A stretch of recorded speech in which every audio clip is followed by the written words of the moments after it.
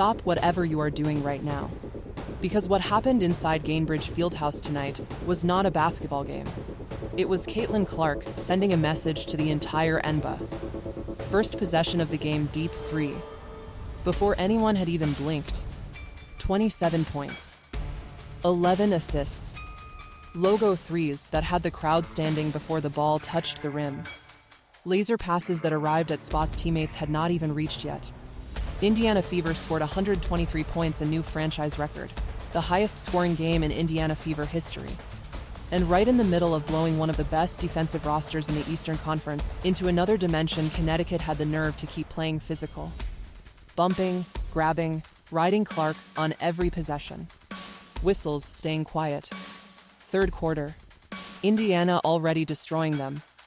Connecticut still trying bully ball. Clark turned directly to the Connecticut bench and said, "Look at the Fing scoreboard. 7th technical foul of the season. One more automatic suspension." She did not argue. She did not back down. She stood there completely unfazed because the scoreboard had already won the argument long before she opened her mouth. 27 points. 11 assists. 123 franchise record. 7th technical. And a message that the entire WNBA heard from every corner of Indianapolis. Tonight, the full story of what just happened, and why one more technical might be the most terrifying thing in women's basketball right now. To understand why Clark snapped, and why nobody should be surprised, you need the full context of what she has absorbed this season. June 24th, Alyssa Thomas drives a closed fist into Clark's throat. 1-game suspension. Clark misses 5 games with a back injury. July 12th, Chelsea Gray creates elbow contact with Clark's ribs deliberately. Officials call the foul on Clark. July 15th, Kia Stokes drives a knee directly into Clark's quad, with a referee standing feet away. No call. Refs tell Clark she initiated it. July 19th, Breanna Stewart puts her hand on Clark's face during a shot challenge. 0 call. 0 review. Game after game, bumped, grabbed, held, jersey pulled, body checked on nearly every possession. Clark has played through every single one of them without losing her composure. And then tonight against Connecticut, 3 full quarters of relentless contact, off-ball grabbing, hard screens, drive after drive ending with no whistle.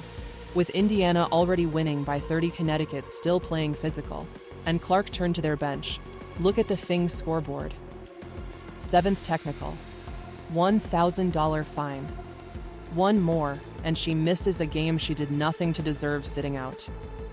She stood there unfazed, because she had already said everything that needed to be said on the score sheet. 123 to whatever Connecticut managed. The scoreboard was her argument. The words were just the punctuation. Now let's talk about the performance itself, because the scoreboard tells the story better than anything. Connecticut came in with one of the better defensive rosters in the Eastern Conference. They had a plan. Pick Clark up the moment she crosses half court, send extra defenders, switch bigger players onto her, trap her off screens. Nothing worked. Because this was not just Clark having a hot shooting night. This was Clark completely controlling every single possession like a chess master, thinking 5 moves ahead. One possession, drilling a deep 3 from the logo before the defense had set. Next possession, whipping a one-handed pass through 3 defenders for an easy layup. Next possession, pushing pace in transition, forcing Connecticut to sprint backwards in panic because everyone in the building knew she could either launch from 30 feet or thread another impossible dime. Connecticut was not trying to stop Clark. They were trying to guess what impossible play she would make next. Every guess was wrong. Every trap opened another passing lane. Every double team created another wide-open shooter. Every hard hedge gave Indiana another easy basket. She was not simply scoring. She was manipulating the entire defense. 27 points, 11 assists, and far more offense created than any box score will ever show. Indiana finished with 123 points, the highest scoring game in franchise history. A new record. On a Tuesday night in Indianapolis, against one of the best defenses in the Eastern Conference, while absorbing physical contact with no calls, and still finding time to look at their bench and say exactly what needed to be said. And here is what made tonight even more terrifying for the rest of the WNBA. Connecticut became so obsessed with stopping Clark, they completely forgot about Kelsey Mitchell. Every trap on Clark. Every double team 30 feet from the basket. Every defender leaning her direction.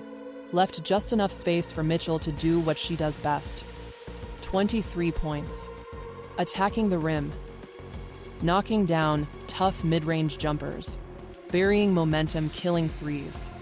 Every time Connecticut threatened to put together a run, Mitchell shut the door. This is the nightmare the Fever have built. Commit 2 defenders to Clark, Mitchell destroys you. Stay home on Mitchell, Clark starts raining logo threes and threading impossible passes through 3 defenders. There is no right answer anymore. And it was not just those 2. Aliyah Boston, 22 points on efficient shooting. 5 assists. 3 steals. Quietly dominant. Sophie Cunningham, toughness. Floor spacing, forcing Connecticut to respect another scoring threat.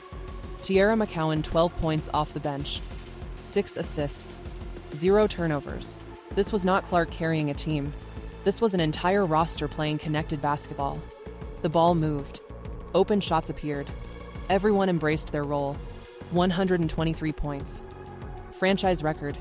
The deepest and most complete version of the Indiana Fever we have ever seen. And they are getting better every single game. Here is the full picture, and it makes the rest of the WNBA very nervous. Clark has now dropped 45 points against Seattle, 27 points and 11 assists against Connecticut. Franchise records in back-to-back weeks. She has a back injury that forced her to miss 5 games. She has a quad contusion from Kia Stokes. She is on 7 technical fouls, 1 away from automatic suspension. She is playing with a target on her back from every team in this league. And she is producing the greatest stretch of basketball in Indiana Fever history.